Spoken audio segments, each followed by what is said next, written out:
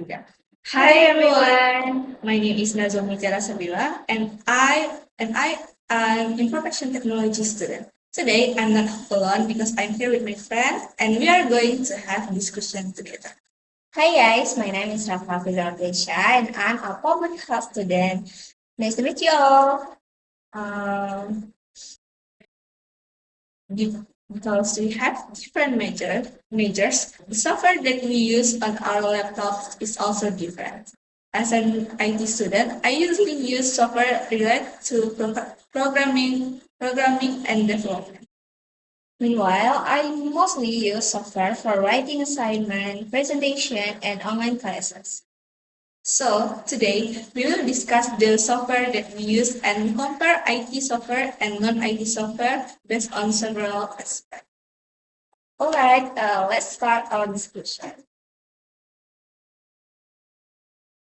The main difference between IT and non-IT software is their purpose.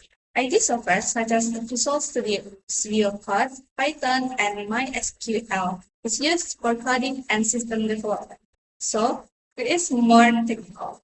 Meanwhile, non-IT software like Microsoft Word, PowerPoint, Zoom, and web browser is designed for productivity and communication. It is easier to use because it doesn't require technical skill. From the non-IT side, I think the cheapest software is Google Docs because it is completely free and easy to access online.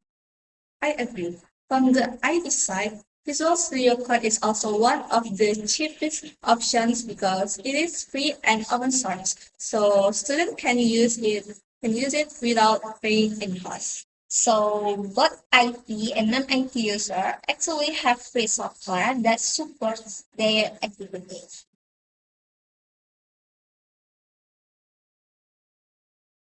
The most expensive software is usually professional software that you have to pay for, such as advanced database systems or premium development tools.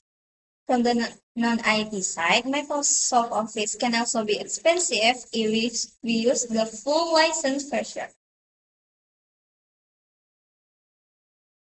I think the most reliable IT software is Visual Studio Code because it works offline and rarely crashes.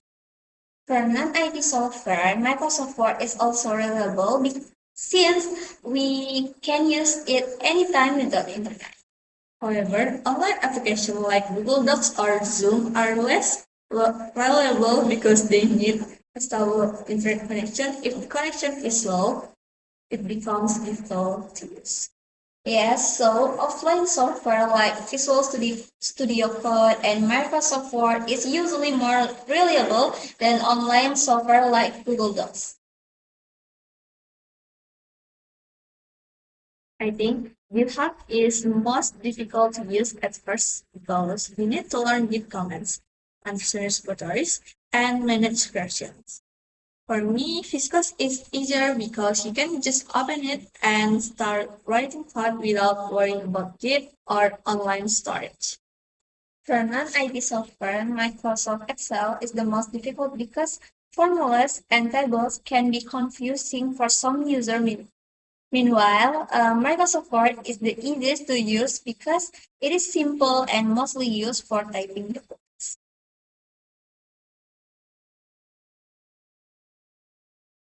For IT software, I think Visual Studio Code is the best because it is light, flexible, and support many programming languages. The worst IT software for beginners can be Dockers because it is difficult to set up and need technical knowledge. For non-IT software, I think Microsoft Word is the best because it is simple and useful for daily tasks.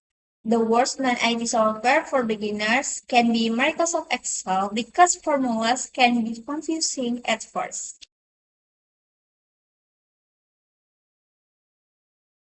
In conclusion, IT and non-IT software have different functions and levels of complexity. Both types of software are important because they help users complete different tasks effectively. And that's all our discussion about Compare software between it and IT and non-IT students. Thank you for watching. Bye bye.